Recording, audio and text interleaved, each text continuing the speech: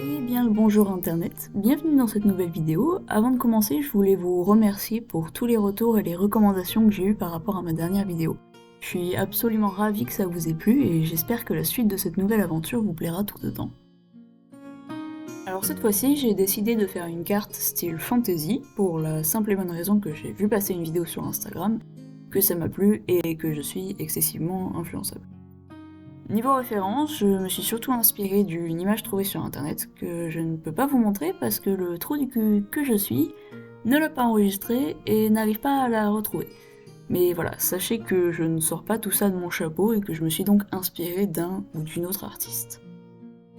J'ai donc commencé par faire un petit sketch, que voici. Ça me faisait penser à l'île de Galuna dans Fairy Tail, ou à un croissant. Mais je trouvais la forme un peu trop basique, donc j'ai rajouté une espèce d'excroissance sur le côté, ainsi que l'emplacement des montagnes et des forêts pour arriver à ça. C'est donc ce que je suis en train d'ancrer avec un liner en taille 0.3. L'avantage de ce genre de dessin, c'est que même si vous débutez, le résultat sera quand même sympa, parce que ça ne demande pas trop de compétences en dessin. C'est plus la composition qui peut potentiellement poser problème. Par exemple, moi je suis absolument nulle en ancrage, et pourtant le résultat est cool parce que aux les tremblements, ça rajoute même un peu de texture. Et en parlant de texture, waouh, quelle transition incroyable, j'ai essayé de différencier les différents éléments en faisant des lines différentes. Par exemple, le sable, j'ai fait des petits points, la forêt, j'ai fait des zigouigouis, l'eau, j'ai fait des remous, etc., etc. Le but étant que les lines seules suffisent à comprendre le dessin.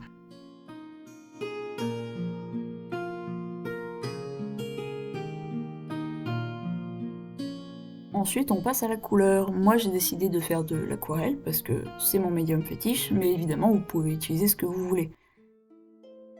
J'ai déjà testé au préalable mon choix de couleur sur mon sketch, alors rien d'extravagant, mais c'est pour vérifier que les valeurs de mes couleurs vont globalement ensemble, histoire qu'il y ait une certaine harmonie et qu'on différencie bien les différents éléments.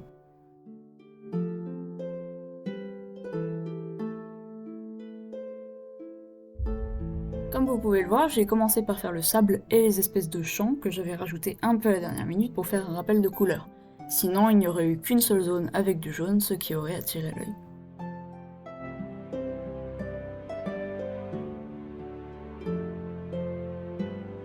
Ensuite, j'ai fait les montagnes en veillant à laisser beaucoup de blanc, puisque la couleur ne sert en fait qu'à faire les ombres. C'est ce qui permet de donner cet effet montagne enneigée. Mais j'ai quand même superposé plusieurs teintes de gris pour avoir un peu de relief.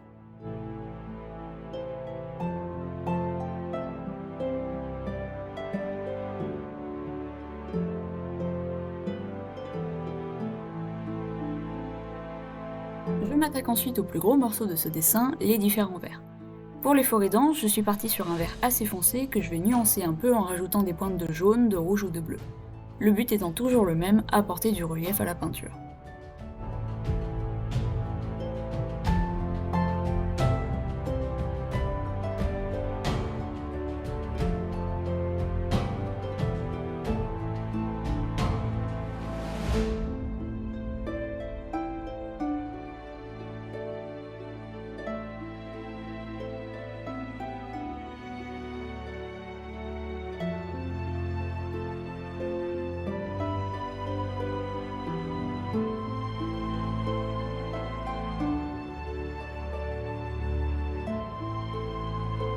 Je quitte ensuite mon pinceau à la vie pour un pinceau plus petit pour faire les arbres. Vous pouvez voir que je n'ai pas peint tous les arbres d'un coup puisque je vais utiliser différentes teintes de vert comme pour les forêts denses.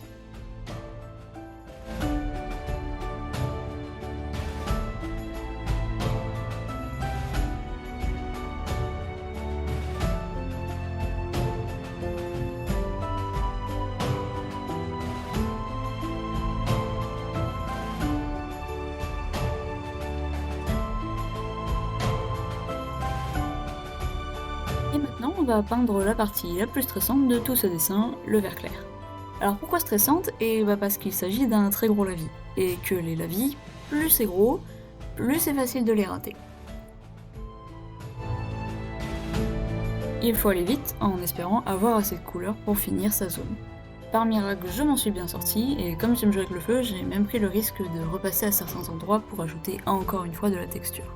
Et heureusement, j'ai pas tout ruiné et le résultat est même très cool.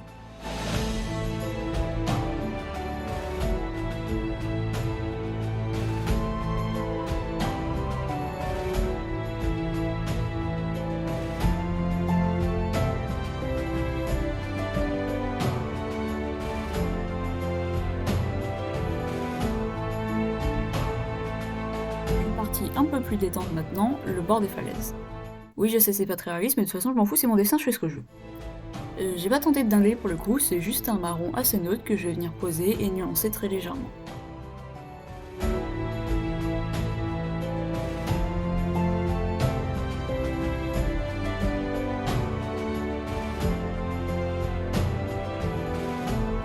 Après, je pensais pouvoir continuer à me détendre, mais en fait non.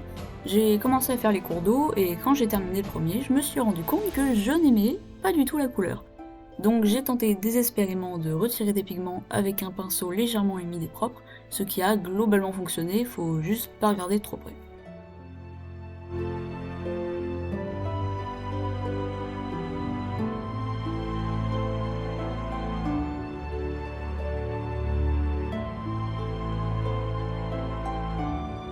Vous vous souvenez quand j'ai dit tout à l'heure que le lavis vert clair était le moment le plus stressant?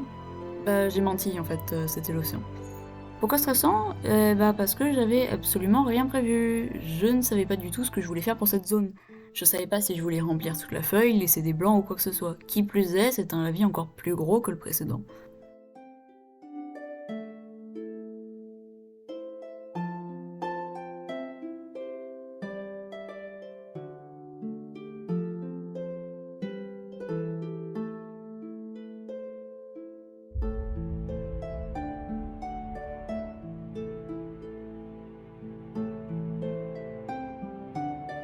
Alors finalement, j'ai décidé de laisser des blancs et de peindre les espèces de remous de l'eau, mais avec du recul, j'arrive toujours pas à décider de si j'apprécie ou pas.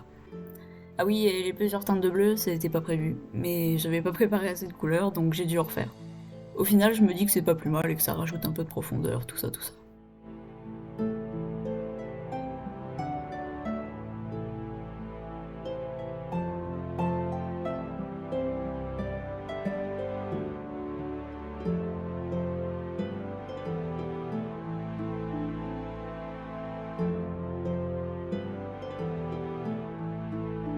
Et voici le résultat final, j'espère que ce dessin ainsi que la vidéo vous ont plu.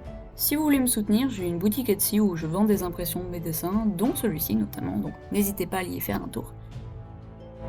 Merci beaucoup encore une fois d'avoir regardé cette vidéo, et puis je vous dis à la prochaine.